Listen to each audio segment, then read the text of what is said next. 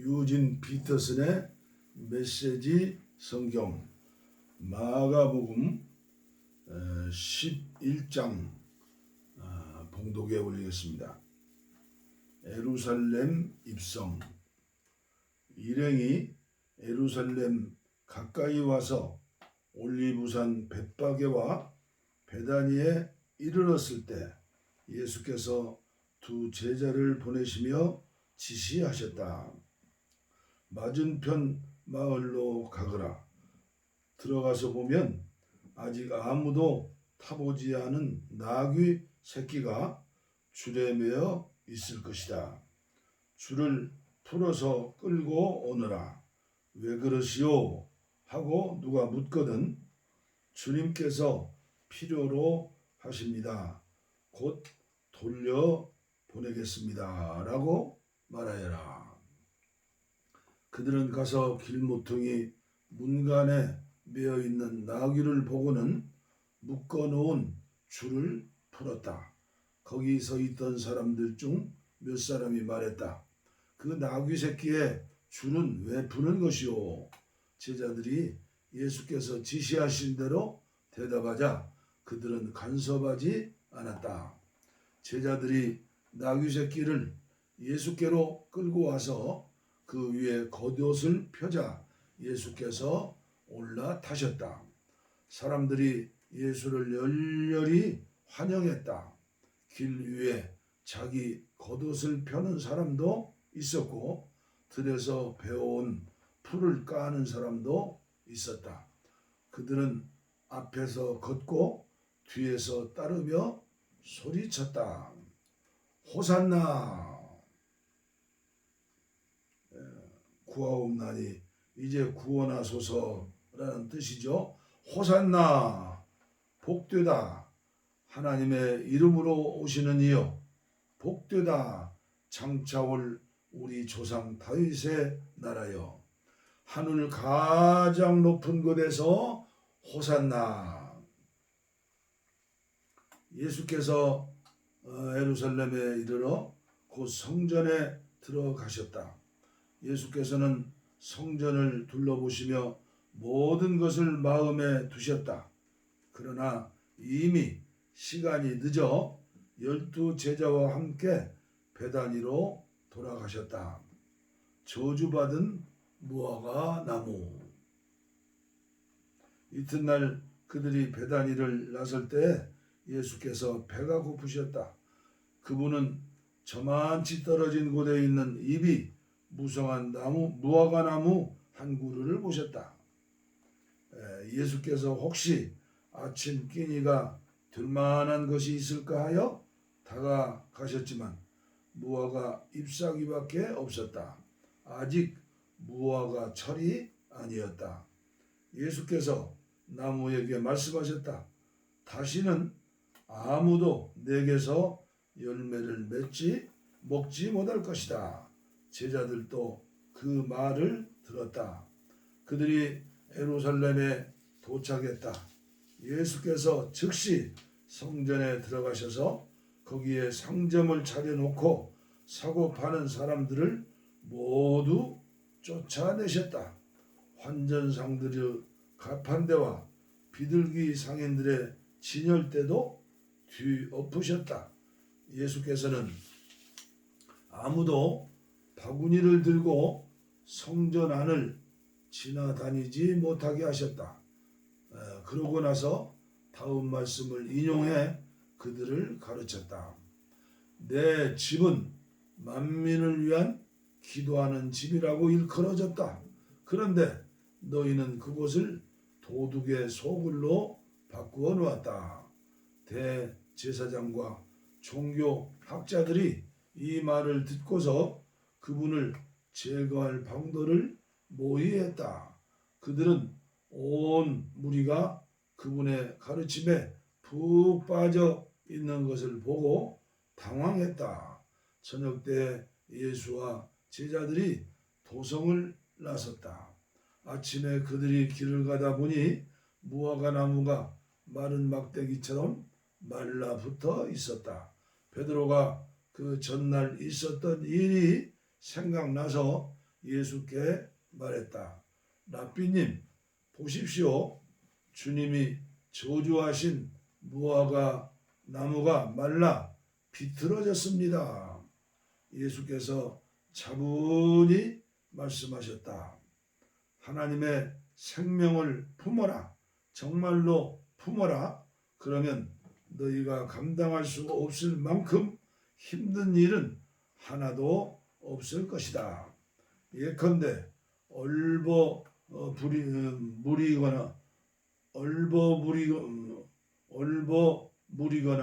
망설일 것 없이 이 산더러 가서 호수에 뛰어들어라 하고 말하면 그대로 이루어질 것이다. 그래서 내가 너희들어 작은 일부터 큰 일까지 모든 일에 기도하라고 강권하는 것이다. 하나님의 생명을 품을 때 너희는 거기에 모든 것을 포함시켜라. 그러면 너희는 하나님의 것을 다 받을 것이다. 그리고 기도할 때는 구하는 것이 전부가 아님을 기억하여라. 누구에게 서운한 것이 있거든 용서하여라. 그때야 하늘에 계신 너희 아버지께서도 너희 죄를 깨끗이 용서할 마음이 드실 것이다. 누구에게서 온 고난인가? 그 후에 그들이 다시 예루살렘에 들어가서 성전 안을 걷고 있는데 대제사장과 종교 학자와 지도자들이 다가와서 따졌다. 당신의 신임장을 보여주시오. 누구의 고난으로 이렇게 말하고 행동하는 겁니까? 예수께서 대답하셨다. 먼저 한 가지 묻겠다. 내 물음에 답하면 나도 내 신임장을 보여주겠다. 요한의 세례에 관한 것인데 그것이 누구에게서 온 고난이냐? 하늘이냐? 사람이냐? 말해보아라. 그들은 자기들이 궁지에 몰린 것을 알아차리고는 뒤로 물러나와 모여서 수군거렸다. 하늘이라고 하면 왜 요한을 믿지 않았느냐고 물을 것이고 사람이라고 하면 온 백성이 요한을 예언자로 떠받드니 우리가 백성 앞에서 몹시 난처해진다. 그들은 이번은 예수께 양보하기로 했다. 우리는 모르오. 그들이 말했다. 예수께서 대답하셨다. 그렇다면 나도 너희 물음에 대답하지 않겠다. 마가복음 12장 욕심 가득한 소장농들 이야기. 예수께서 그들에게 여러 가지 이야기를 들려주기 시작했다. 어떤 사람이 포도원을 세웠다. 그는 포도원에 울타리를 치고 포도즙 짜는 틀을 파고 망대를 세운 다음에 소장농에게 맡기고 먼 길을 떠났다. 수확할 때가 되자 그는 마을을 수익을 거두려고 소장농들에게 종 한 사람을 보냈다. 소장농들은 그를 잡아서 마구 때려 빈손으로 돌려보냈다. 주인이 다른 종을 보내자 그들은 그를 골탕 먹이고 모욕을 주었다. 주인이 또 다른 종을 보내자 그들은 그를 죽여버렸다. 주인은 계속해서 많은 종들을 보냈으나 소장농들은 그들을 때리기도 하고 죽이기도 했다. 결국은 한 사람밖에 남지 않았다. 사랑하는 아들이었다. 포도원 주인은 최후 방책으로 아들을 보내며 저들이 내 아들만큼은 존중하겠지 하고 생각했다.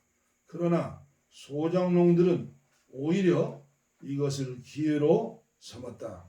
그들의 욕심이 가득하여 두 손을 비비며 말했다. 이 자는 상속자다. 그를 죽이고 우리가 재산을 다 차지하자. 그들은 그 아들을 잡아 죽여서 울타리 밖으로 내던졌다. 너희 생각에는 포도원 주인이 어떻게 할 것 같으냐? 맞다. 그가 와서 그들은 다 없애 버릴 것이다. 그리고 포도원 관리는 다른 사람들에게 맡길 것이다. 너희가 성경을 직접 읽어보아라. 석공들이 내버린 돌이 이제 모퉁이 돌이 되었다.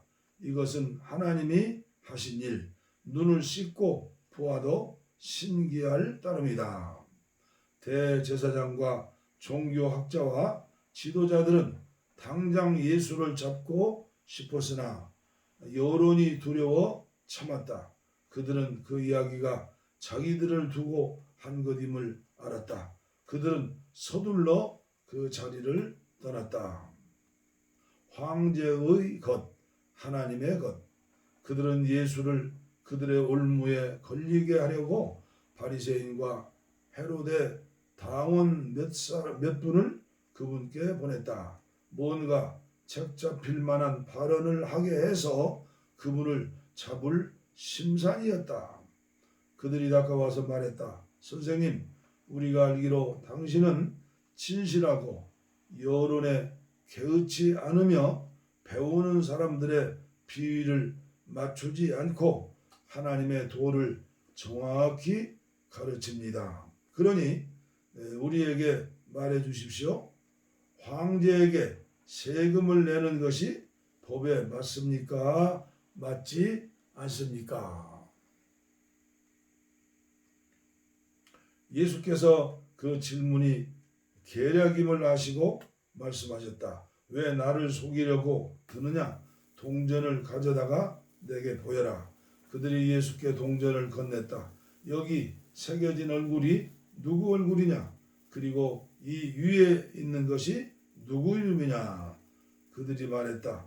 황제입니다. 예수께서 말씀하셨다. 황제의 것은 황제에 주고 하나님의 것은 하나님께 드려라. 그들은 말문이 막혀 입이 떡 벌어졌다. 부활에 관한 가르침, 부활의 가능성을 일절 부인하는 사두개파 사람 몇이 예수께 다가와서 물었다. 선생님, 모세는 기록하기를 남자가 자식 없이 아내를 두고 죽으면 그 동생이 형수와 결혼해서 자식을 낳아줄 의무가 있다고 했습니다. 한 번은 7 형제가 있었습니다. 마지가 결혼했는데 자식이 없이 죽었습니다. 둘째가 형수와 결혼했으나 역시 자식 없이 죽었습니다. 셋째도 그랬습니다. 7 형제가 다 차례대로 그렇게 했으나 자식이 없었습니다. 마지막에는 여자도 죽었습니다. 7 형제가 모두 그 여자의 남편이었습니다.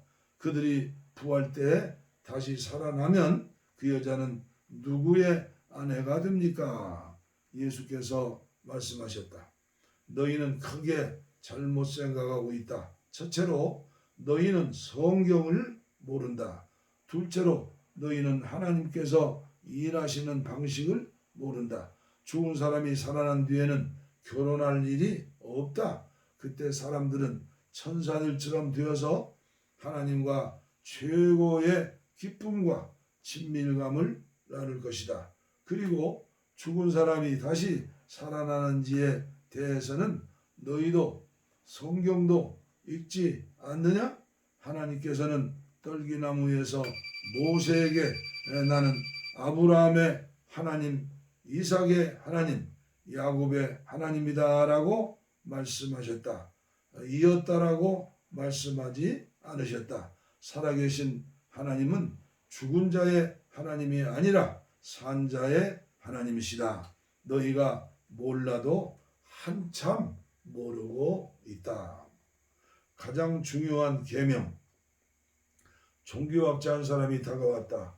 그는 질문과 대답이 열띠게 오가는 것을 듣고 또 예수께서 예리하게 답하시는 것을 보고 이렇게 질문했다. 모든 계명 중에서 가장 중요한 계명이 무엇입니까? 예수께서 말씀하셨다. 가장 중요한 계명은 이것이다. 이스라엘아, 들어라. 주 너희 하나님은 한 분이시니 내 열정과 간구와 지성과 힘을 다해 주 너희 하나님을 사랑하라. 둘째는 이것이다. 내 자신을 사랑하는 것 같이 다른 사람을 사랑하라. 이것에 견줄 만한 다른 계명은 없다. 종교학자가 말했다. 선생님, 훌륭한 답입니다. 하나님은 한 분이시고 다른 이가 없다는 말씀은 아주 명쾌하고 정확합니다. 그리고 열정과 지성과 힘을 다해 그분을 사랑하는 것과 자기 자신을 사랑하는 것 같이 다른 사람을 사랑하는 것은 모든 재물과 희생을 다 합한 것보다도 낫습니다. 예수께서 그의 남다른 통찰력을 보고 말씀하셨다. 네가 하나님 나라 문턱에까지 와 있다. 그 후로는 아무도 그분께 묻는 사람이 없었다. 예수께서 성전에서 가르치시던 중에 물으셨다. 어째서 종교학자들은 메시아가 다윗의 자손이라고 하느냐? 우리가 다 아는 것처럼 다윗은 성령의 감동을 받아 이렇게 말했다. 하나님께서 내 주님께 말씀하셨다. 내가 내 원수들을 내 발 아래 둘 때까지 너는 여기 내 오른편에 앉아 있어라. 다윗이 여기서 메시아를 내 주님이라고 부르는데 메시아가 어떻게 다윗의 자손이 될 수 있느냐? 큰 무리가 즐거이 그 대답을 그 말씀을 들었다. 예수께서 계속 가르치셨다. 종교학자들을 조심하여라. 그들은 가운을 입고 다니며 사람들의 시켜 세우는 말에 우쭐하고 중요한 자리를 차지하면서 교회의 모든 행사에서 상석에 앉기를 좋아한다. 언제나 그들은 연약하고 무력한 사람들을 착취한다. 그들의 기도가 길어질수록 그들의 상태는 더 나빠진다. 마지막에 그들은 그 값을 치르게 될 것이다. 예수께서 헌금함 맞은편에 앉으셔서 사람들이 헌금함에 돈 넣는 것을 보고 계셨다. 많은 부자들이 큰 돈을 바치고 있었다. 그때 한 가난한 과부가 다가와서 작은 동전 2개를 넣었다. 겨우 동전 2개였다. 예수께서 제자들을 불러놓고 말씀하셨다. 과연 이 가난한 과부가 헌금함에 넣은 것이 다른 사람들이 넣는 것을 다 합한 것보다 더 크다. 다른 사람들은 아깝지 않을 만큼 헌금했지만 이 여자는 자기 형편보다 넘치도록 드렸다. 자신의 전부를 드린 것이다. 마가복음 13장 사이비 종말론자들. 예수께서 성전을 떠나시는데 제자 가운데 한 사람이 말했다. 선생님, 저 석조물과 건물들을 보십시오. 예수께서 말씀하셨다. 네가 이 웅장한 건축물에 감동하느냐? 저 건물에 돌 하나하나가 결국 잔해더미가 되고 말 것이다. 이후에 예수께서 성전이 한눈에 내려다 보이는 올리브산에 앉으셨을 때 베드로와 야고보와 요한과 안드레가 그분께 따로 다가와서 물었다. 말씀해 주십시오. 그런 일이 언제 일어나겠습니까? 때가 막바지에 이를 때 우리에게 어떤 징조가 있겠습니까? 예수께서 입을 여셨다. 사이비 종말론자들을 조심하여라. 많은 지도자들이 정체를 숨기고 나타나서 내가 그다라고 주장할 것이다. 그들이 많은 사람들을 현혹할 것이다. 전쟁 소식을 듣거나 전쟁이 일어나리라는 소문을 듣거든 당황하지 말고 침착하여라. 그것은 역사에 늘 반복되는 일일 뿐 아직 종말의 징조는 아니다. 나라와 나라가 싸우고 통치자와 통치자가 싸우는 일이 계속될 것이다. 곳곳마다 지진이 있을 것이다. 기근도 있을 것이다. 그러나 이것은 앞으로 닥칠 일에 비하면 아무것도 아니다. 또 조심하여라. 사람들이 너희를 법정으로 끌고 갈 것이다. 세상이 살벌해져서 내 이름을 전한다는 이유로 모두가 너희를 물고 뜯을 것이다. 너희는 진리의 파수병으로 그 자리에 있는 것이다. 메시지가 온 세상에 두루 전파되어야 한다. 그들이 너희를 배반하여 법정으로 가거든 너희는 무슨 말을 할지 염려하지 마라.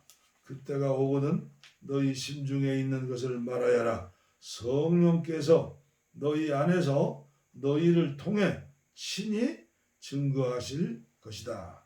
형제가 형제를 죽이고 아버지가 자녀를 죽이고 자녀가 부모를 죽일 것이다. 나 때문에 너희를 미워할 사람이 누구인지 아무도 모른다. 그대로 견뎌라. 그것이 너희가 해야 할 일이다. 끝까지 견뎌라. 그리하면 너희는 절대 후회하지 않을 것이고 결국 구원을 얻을 것이다. 큰 환난의 날.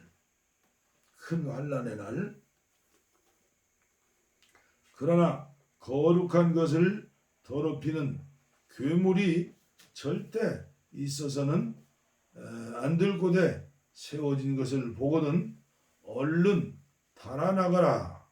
너희 읽을 수 있는 사람들은 내 말이 무슨 말인지 깨달아라. 그때 너희가 유대에 살고 있거든 산으로 달아나거라. 마당에서 일하고 있거든 무엇을 가지러 집으로 돌아가지 마라. 밭에 나가 있거든 겉옷을 가지러 돌아가지 마라. 특히 임산부와 젖먹이는 어머니들이 힘들 것이다. 이 일이 한겨울에 일어나지 않기를 바라고 기도하여라. 그때는 괴로운 날이 될 것이다. 하나님께서 세상을 지으신 때로부터 지금까지 이런 일이 없었고 앞으로도 다시는 없을 것이다. 하나님께서 이 환난의 날들을 갈 때까지 가게 두신다면 아무도 견딜 수 없을 것이다. 그러나 하나님의 택하신 백성, 그분께서 친히 택하신 이들을 위해 그분은 이미 손을 써 놓으셨다. 그날과 그때는 아무도 모른다. 누가 너희를 막아서서 메시아가 여기 있다 소리치거나 저기 그분이 있다 가리켜도 속지 마라. 가짜 메시아와 거짓 설교자들이 곳곳에서 출현할 것이다. 그들은 대단한 이력과 현란한 업적으로 알만한 사람들의 눈까지 속일 것이다. 그러니 조심하여라. 내가 너희에게 충분히 경고했다. 그 괴로운 시간들이 지나면 해는 어두워지고 달은 흐려지고 별들은 하늘에서 떨어지고 우주의 세력들은 떨 것이다. 그때야 사람들은 인자가 위험 있게 오는 것을 볼 것이다. 인자가 오는 것이 온 하늘에 가득하여 보지 못할 사람이 아무도 없을 것이다. 인자가 천사들을 보내어 택하신 사람들을 이끌어서 저 끝까지 사방에서 불러들일 것이다. 무화과 나무에서 교훈을 얻어라. 싹이 나서 초록빛이 살짝만 내비쳐도 너희는 여름이 가까이 온 줄을 안다. 너희도 마찬가지다. 이 모든 일을 보거든 인자가 문 앞에 온 줄 알아라. 이것은 가볍게 여길 일이 아니다. 내가 지금 하는 말은 어느 훗날의 세대에게만 주는 말이 아니다. 이 세대에게도 주는 말이다. 이 일들은 반드시 이루어진다. 하늘과 땅은 닳아 없어져도 내 말은 닳아 없어지지 않을 것이다. 그렇다면 정확한 날짜와 시간은 언제인가? 그것은 아무도 모른다. 하늘의 천사들도 모르고 아들인 나도 모른다. 오직 아버지만 아신다. 너희는 시간표를 모르니 각별히 조심하여라. 이것은 마치 어떤 사람이 집을 떠나 다른 지방으로 가면서 종들에게 권한을 주어 각각 임무를 맡기고 문지기에게 보초를 서라고 명하는 것과 같다. 그러니 깨어서 너희 자리를 지켜라. 집주인이 언제 돌아올지, 저녁일지, 한밤중일지, 새벽일지, 아침일지 너희는 모른다. 그가 예고 없이 나타날 때 너희가 근무 중에 잠자는 일이 없게 하여라. 내가 너희에게 말하고 또 모든 사람에게 말한다. 너희 자리를 지켜라. 깨어 있어라. 깨어 있어라. 마가복음 14장. 값비싼 향유를 부은 여인. 여드레 동안의 유월절과 무교절이 시작되기 이틀 전이었다.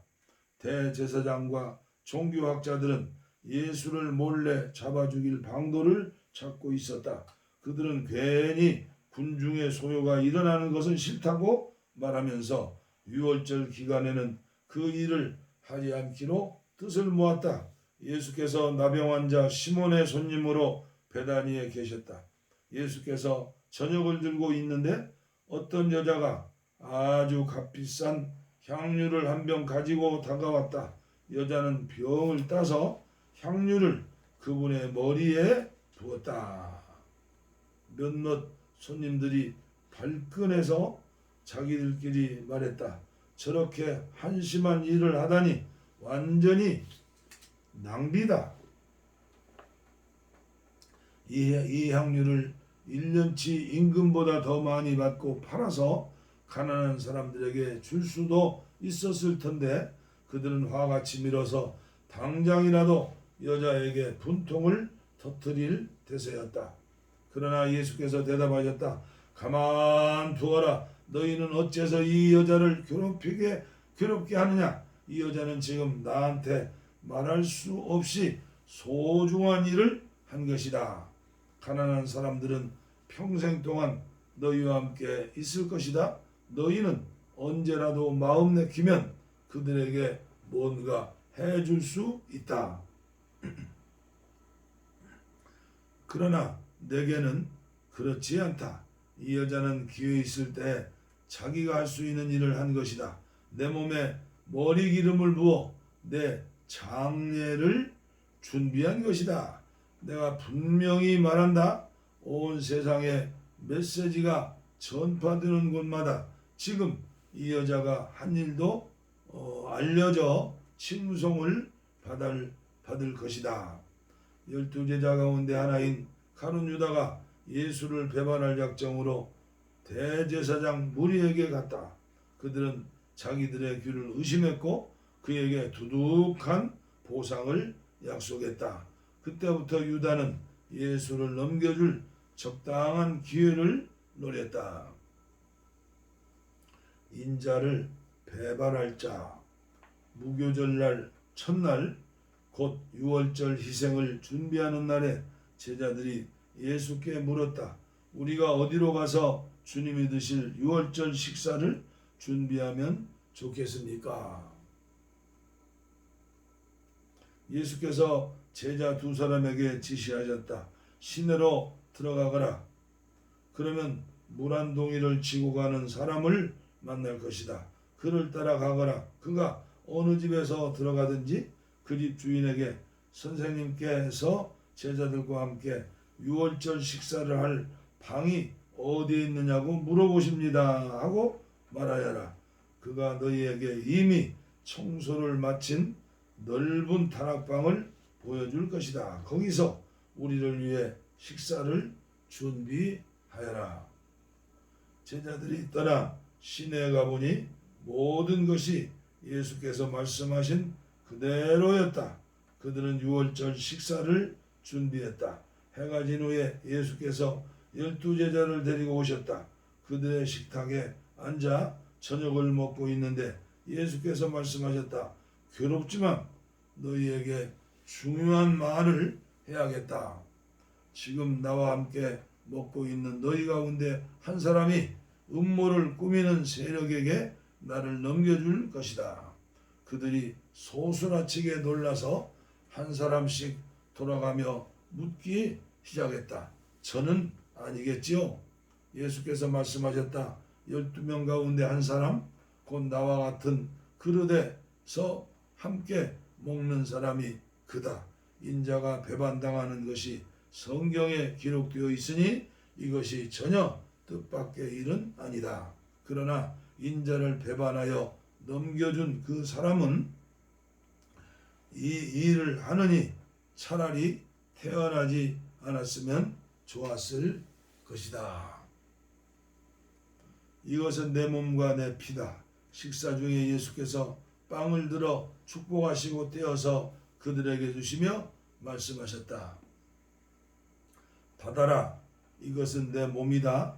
또 잔을 들어 하나님께 감사하신 후에 그들에게 주셨다. 그들은 다 그 잔을 돌려 마셨다. 예수께서 말씀하셨다. 이것은 내 피다. 많은 사람들을 위해 붓는 하나님의 새 언약이다. 하나님 나라에서 마실 새날까지 내가 다시는 포도주를 마시지 않을 것이다. 그들은 찬송을 부르고 곧장 올리브산으로 갔다. 예수께서 제자들에게 말씀하셨다. 너희 모두 세상이 무너지는 듯한 심령이 들 텐데 그것이 나뿐이라고 생각할 것이다. 성경은 이렇게 말한다. 내가 목자를 치리니 양들이 허둥지둥 될 것이다. 그러나 내가 다시 살아난 뒤에는 너희보다 앞장서 갈릴리로 갈 것이다. 베드로가 불쑥 말했다. 모든 것이 무너지고 모두가 주님을 부끄러워 하더라도 저는 그렇지 않겠습니다. 예수께서 말씀하셨다. 너무 자신하지 마라. 오늘 바로 이 밤 숫닭이 2번 울기 전에 네가 나를 3번 부인할 것이다. 베드로가 거세게 반발했다. 주님과 함께 죽는 한이 있더라도 절대로 주님을 부인하지 않겠습니다. 다른 제자들도 모두 똑같이 말했다. 겟세마네에서 기도하시다. 그들이 겟세마네라는 곳에 이르렀다. 예수께서 제자들에게 말씀하셨다. 내가 기도하는 동안에 너희는 여기 앉아 있거라. 예수께서 베드로와 야고보와 요한을 데리고 가셨다. 예수께서 두려움과 깊은 근심에 빠지셨다. 예수께서 그들에게 말씀하셨다. 지금 나는 괴로워 죽을 것 같다. 여기서 나와 함께 깨어 있어라. 예수께서 조금 더 나아가 땅에 엎드려서 피할 길을 위해 기도하셨다. 아빠, 아버지께서는 나를 여기서 벗어나게 하실 수 있습니다. 이 잔을 내게서 거두어 주십시오. 그러나 내가 원하는 대로 하지 마시고 아버지께서 원하시는 대로 행하십시오. 아버지께서 원하시는 것이 무엇입니까? 예수께서 돌아와 보니 제자들이 곤히 잠들어 있었다. 예수께서 베드로에게 말씀하셨다. 시몬아, 네가 자다니 어찌 내게 이를 수가 있느냐? 단 1시간도 나와 함께 견딜 수 없더냐? 깨어 있어라. 자신도 모르게 위험지대에 들어서는 일이 없도록 기도하여라. 세상을 몰라서는 안 된다. 너는 하나님 안에서 무엇이든 열심히 할 각오가 되어 있다면 한편으로는 난로가에 잠든 늙은 개처럼 나른하구나. 예수께서 다시 가서 똑같은 기도를 들으셨다. 예수께서 돌아와 보니 이번에도 제자들이 곤히 잠들어 있었다. 도저히 눈이 떠지지 않았던 것이다. 그들은 무슨 말로 변명해야 할지 몰랐다. 예수께서 3번째로 돌아와 말씀하셨다. 밤새도록 자려느냐? 아니다. 잠은 충분히 잤다. 때가 되었다. 인자가 죄인들의 손에 팔린다. 일어나라. 가거라. 일어나거라. 가자. 나를 배반할 자가 왔다. 무리에게 잡히시다. 예수의 입에서 그 말이 떨어지자마자 12제자 가운데 하나인 유다가 나타났다.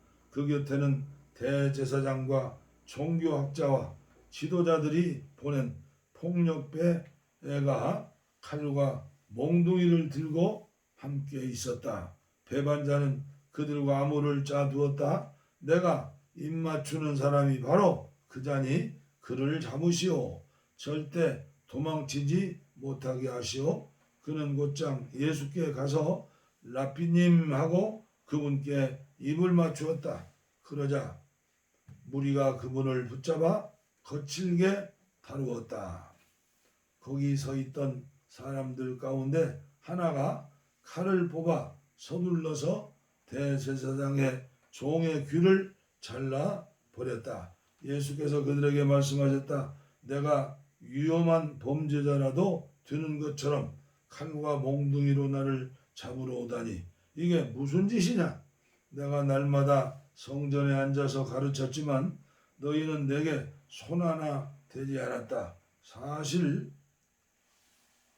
너희가 한 일은 예언자의 글을 확증하는 것이다. 제자들은 모두 황급히 달아났다. 한 청년이 예수를 따라 가고 있었다. 그는 혼잎을 하나만 몸에 걸치고 있었다. 사람들이 그를 붙잡았으나 그는 혼잎을 버려둔 채 벌거벗은 몸으로 급히 달아났다.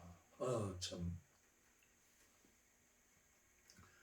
유대의회 앞에 서시다. 그들이 예수를 대제사장에 끌고 갔다. 거기서 대제사장과 종교 지도자와 학자들이 함께 모여 있었다. 그들이 대제사장의 안뜰에 이를 때까지 베드로는 안전한 거리를 두고 뒤따라갔다. 거기서 그는 하인들 틈에 섞여서 불을 쬐었다. 대제사장들은 유대의회와 공모에 예수께 사형을 선고할 만한 불리한 증거를 찾았지만 하나도 찾지 못했다. 많은 사람들이 자청하여 거짓 죄목을 냈으나 서로 맞지 않아 무효가 되고 말았다. 그 가운데 몇몇 사람들이 일어나서 이런 거짓말을 했다. 우리가 이자의 말을 들었는데 힘들게 지은 이 성전을 헐고 손 하나 대지 않고도 성전을 사흘 만에 짓겠다고 했습니다. 그러나 그들조차 증언이 서로 일치하지 않았다. 이때 제사장이 일어나서 예수께 물었다. 이 증언에 대해 너는 뭐라고 말하겠느냐? 예수께서 침묵하셨다. 아무 말씀도 하지 않으셨다. 대제사장이 다시 나서서 이번에는 이렇게 물었다. 네가 찬양받으실 분의 아들 메시아냐? 예수께서 말씀하셨다. 그렇다. 내가 그다. 너희 눈으로 직접 보게 될 것이다. 전능하신 분의 오른편에 앉은 인자가 하늘 구름을 타고 올 것이다. 대제사장이 흥분해서 자기 옷을 찢으며 소리쳤다. 여러분은 이 말을 들었소? 이러고도 우리가 무슨 증인이 더 필요하겠소? 그가 하나님을 모독하는 것을 여러분이 들었소? 여러분은 이 신성 모독을 그냥 두고 볼 셈이요? 그들은 일제히 예수를 정죄했다. 사형 선고가 내려졌다. 그들 가운데 몇 사람이 예수께 침을 뱉었다. 그들은 예수의 눈을 가린 채 그분을 치면서 말했다. 너를 친 사람이 누구냐? 알아맞혀 봐라. 경비병들은 그분을 주먹과 손바닥으로 때리면서 끌고 갔다. 베드로가 예수를 부인하다. 이 모든 일이 벌어지는 동안에 베드로는 안뜰 아래쪽에 있었다. 대제사장 여종 하나가 들어와서 불을 쬐고 있는데 베드로를 유심히 뜯어보며 말했다. 당신도 나사렛 예수와 함께 있지 않았나요? 베드로가 부인했다. 당신이 무슨 말을 하는지 모르겠소. 그는 문간으로 나갔다. 그때 수탉이 울었다. 여종이 그를 알아보고는 옆에 둘러선 사람들에게 말하기 시작했다. 이 사람도 그들과 함께 한패예요. 베드로는 다시 부인했다. 잠시 후 곁에 있던 사람들이 다시 그 말을 꺼냈다. 당신도 그들 가운데 하나가 틀림없어 갈릴리 사람이라는 표시가 당신 온몸에 새겨져 있어. 베드로는 너무 두려워서 저주하며 말했다. 나는 당신들이 말하는 그 사람을 본 적도 없소. 바로 그때 두 번째 수탉이 울었다. 베드로는 수탉이 두 번 울기 전에 내가 나를 세 번 부인할 것이다 하고 하신 예수의 말씀이 생각났다. 그는 그대로 주저앉아 울었다. 마가복음 14장까지 낭독해 드렸습니다. 감사합니다.